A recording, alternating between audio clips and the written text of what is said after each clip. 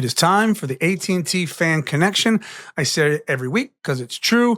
This is everyone's favorite segment because we get to talk to Jordan. Hi, Jordan. How are you? I'm great. I'm Amazing. really wonderful. Jordan. And we get to hear from our fans and listeners. So what do you got for us? You don't want to ask me about what I'm wearing? Hang on. Your mic's covering it. Scooch. Wait, not this. Oh, they unveil. Oh, my God. Oh my get God. out of here. That's ridiculous. How dare you? How dare you? We're having She has a Liverpool jersey my and God. jacket and scarf. We're having That's a post-production so meeting, obnoxious. and you will never, ever cut step this foot on the out. show again. Can we cut this out? Congratulations It's to you. ridiculous. If you're a Liverpool fan, congratulations to you. I spent yesterday crying. I'm good now, Oh, though. my God. Okay, should we talk about some questions? Sure. Yeah, please. Yes. Okay. It's ridiculous. First of all, we actually got a message from Joey's dad. He said, just sharing that Joey took Landon's answer to heart, and after his practice, he demanded that we celebrate the season at a local pub. That's awesome. Seriously, he loved the answers. Great show, and we will all keep listening. Oh, that's awesome. Love it, Joey. Great stuff. We have an email from Brian. Brian is into some of the history of the U.S. men's national team, and so he just wanted to say that he heard an incorrect statement that he wanted to address. Oh.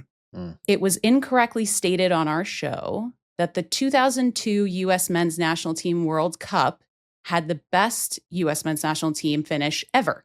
I think it is important for the U.S. team. soccer history that everyone knows that the 1930 U.S. men's national team made it to the semifinals.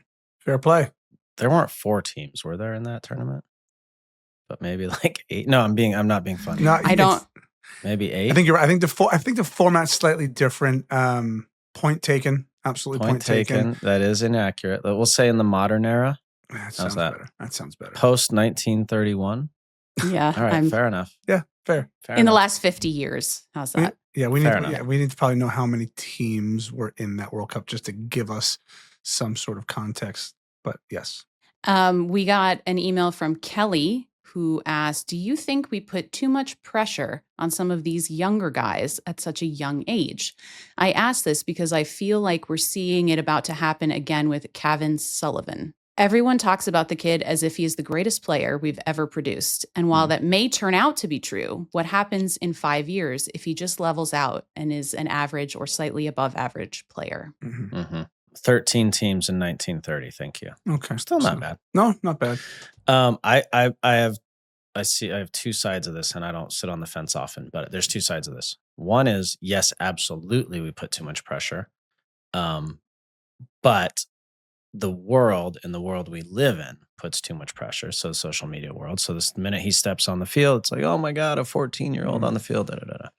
Now, the other side of that is, you know where else there's a lot of pressure? Being a professional soccer player. So yes, it's a lot of pressure, but you got to deal with it, right? So like you can't shy away from it when you're standing over a penalty in the 90th minute and it means a lot to your club or your country. There's a lot of pressure. So you got to learn to deal with it. I don't like the way the world is in that way and that everyone's glorified before they've done anything, but it's the reality, right? So I don't like it, wish it weren't the case, but he's going to have to learn to deal with it. That is the reality. Yeah, I mean, look, Landon, I'm not on the fence with this. I agree with the one side of it where this is just hard. This is just hard. I think if you have you yourself were a prodigy and a generational talent, and I think when you see a young boy or girl who's starting to go down that road where they look different, they're better than everybody else, and they start to kind of ascend to that level, you have to ask them you have to have a conversation with them, both coaches and parents, and you have to have a conversation and say, look, do you want this? If you want this road's going to get hard. And by the way, you don't have to choose it. You can play club soccer, ODP, go to a smaller college, party, use soccer as a vehicle, no doubt. But if you want it, this is going to get really difficult. And the fact of the matter is you have to be, in order to be a professional, you have to have a good skill set, you have to be a good decision maker, and you have to be able to handle pressure. That's it. Those are the things that will make you a successful professional. So I don't think we're too hard. I think what I would say is, and I've done this, and I use myself, but also my daughter as a reference. There are moments where I try and be her voice of reason, and she's like, "Well, Dad, I want to go to this." She sacrifices everything, my daughter, and so when she says, "I want to go to this dance, or I want to go to a Mega Maroney concert. I say, well, go. Yeah, but I might miss a training. Well, go. You still have to be you have to be a teenager. Like, Yeah. so it's important for the parents and the coaches to help balance that. But ultimately, the road to being a professional athlete is really difficult and filled with pressure. And now it's different. The one big difference from when we were is the social media aspect too. That's you know what? It's interesting, Landon. I wasn't gonna riff on this, but it's a huge part of it. Of course, I it didn't is. have it. You didn't have it, right? And so when you played a bad game as an 18-year-old, and I had a few of those, my coach would tell me what he thought of me, maybe the fans, but that was it. Yep. That was it. I didn't. It wasn't like I got in the on the team bus, and I was just littered with outside noise and people tell me how terrible I was, right? And so you have to be able. That's not going away. So you have to try and help them manage that. How about a question or a comment rather that came after some of the clips we posted from the Bruce Arena interview from last week? Javier via Instagram said, this guy, who I assume he's talking about Bruce specifically, This guy forgets his disastrous 2006 World Cup and 2018 failure. Klinsmann only coached 2 games that cycle.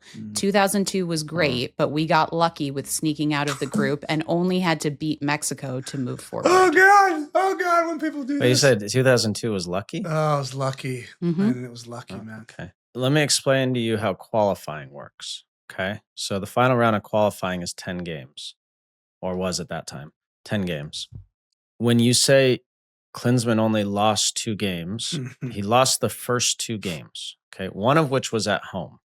So qualifying is just a mathematical equation. And when you win at home, you earn 3 points, but guess who else doesn't earn any points? The team you play against.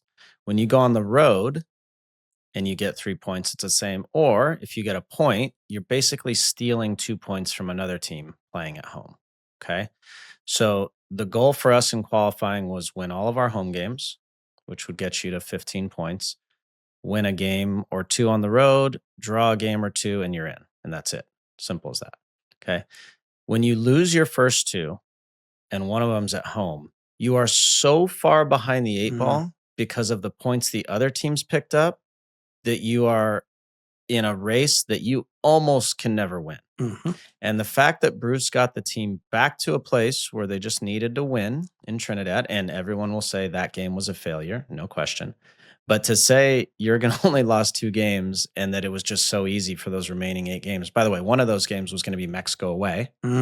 Those remaining 8 games, which is almost never a win or even a point, is ridiculous. So that's just a dumb comment.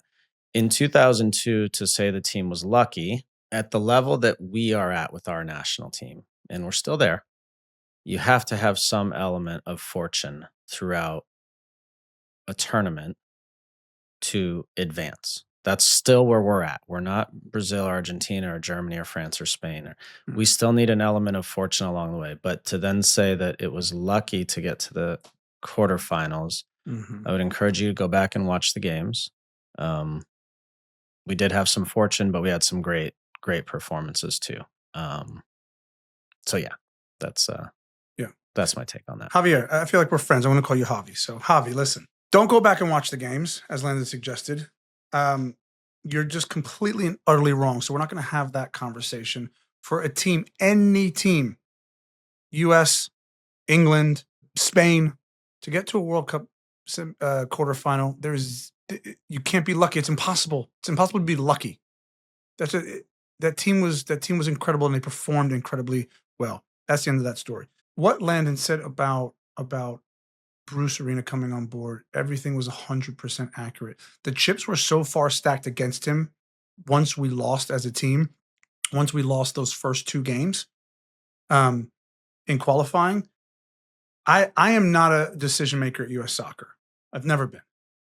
But I was a part of, and this is, you earn the right as a senior player who's given everything for your country, that in these dire crisis moments, when a manager gets fired, you are part of big conversations, right, Landon? So you're part of conversations with the heads of US Soccer. It doesn't mean you make the final decision, but they want to know what's going on the inside. Yeah. And as the conversation started to to surface about who would next take over. I was certainly one of the powerful voices that said, if it's Bruce Arena, he gives us the best possible opportunity to drag ourselves out of this hole. And we were under no illusions of what hole we were in. What I would say is that team didn't qualify based on performances on the field. That's on the players. That's completely on the players. And that was a failure on our part. But Bruce Arena gave us every opportunity to succeed, and we nearly did it. And by the way, if we had gotten the result in Trinidad, it wouldn't have been like we were world beaters. It would have been like we just barely scraped by, and we did what we hoped to do. But I mean, even the game, like you're saying, the Mexico game, that was the Michael Bradley chip from like midfield or something like that, right? Like, but it's still not a game you expect to win going down there because it's so difficult. If you win and put the performance in, you're happy. But ultimately, we had to be perfect, and we weren't. And that's as simple as that. I mean, I don't know how to put a better cap on that. I have one last question for you guys. This question came from Jason via email, and Jason wanted to ask us about an offer that I think he received an insider email about it, but I think has become public on social media. US Soccer is offering the opportunity for fans to buy a commemorative brick that will go into the new training facility in Atlanta. Don't get Landon started. Don't start. So Jason says bricks come in multiple sizes and price levels start at $350. Oh, wow. He said $350. US Soccer cannot offer affordable national team tickets, but now they're trying to sell me a Fabergé brick. They've turned their backs on ordinary fans. What do you think? Would you advise me to buy a brick, and can I buy one next to yours? Go ahead, Len. I know you feel a certain way about this. This is called unfiltered. So, Jason, I feel your pain. I really do. I actually received that email too. And I was thinking, I think I've done enough for US Soccer. You don't need my $350, do you? I too received that email. The reality is the decisions that Matt Crocker has made, who is the general manager of the national teams, or general manager of US Soccer, I guess, is Emma Hayes, who did not come here cheaply, and Mauricio Pochettino, who did not come here cheaply. I don't know the details of their contracts. It might be public info. I don't know, but it's right up there with the most of any national team coaches, certainly women's in the world. They have to find ways to pay for it.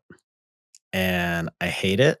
I don't like it. I really don't like it because, we've seen so many games lately where there just aren't people in the stands.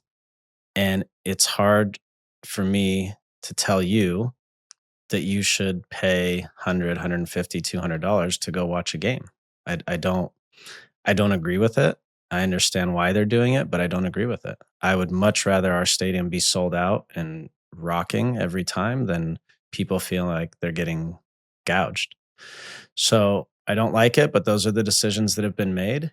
And it's like any industry, right? If you have to pay $100 for an item in your store, then you got to sell it for $200 to make your margins. And that's what US Soccer is trying to do. So I don't know. What should we do, Tim? Should we buy a brick? I do not play golf. I do not jet around the world like you do. I'm a man of the people, so I have an offer.